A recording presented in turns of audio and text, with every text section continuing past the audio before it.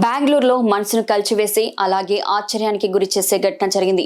ఒక కుటుంబం క్యాంప్లో ప్రయాణించి ఇంటికి చేరుకున్న తర్వాత తమ 4 ఏళ్ల చిన్నారిని కారులో మర్చిపోయి వెళ్లిపోయారు.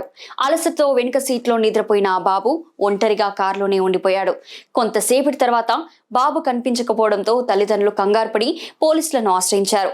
అదృష్టవశాత్తు పోలీసులు వెంటనే స్పందించి టెక్నాలజీ సహాయంతో క్యాబ్ను ట్రాక్ చేసి కేవలం గంటలోనే చిన్నాన్ని సురక్షితంగా తల్లిదండ్రుల దగ్గర చేర్చారు.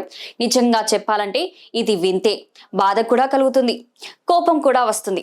వస్తువులు మర్చిపోవచ్చు, ఫోను బ్యాగు వదిలిపెట్టవచ్చు, కానీ పిల్లల్ని మర్చిపోవడం అంటే ఏమిటి? పిల్లలు సామాన్లు కాదు, వాళ్ళు మన ప్రాణం.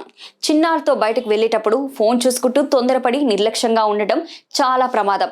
ఒక చిన్న తప్పు జీవితాంతం మర్చిపోలేని బాధగా మారచ్చు.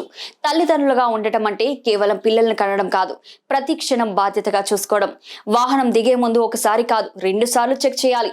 పిల్లలు సేఫ్టీ విషయంలో నిర్లక్ష్యం అంటే అది పొరపాటు కాదు, పెద్ద ప్రమాదం.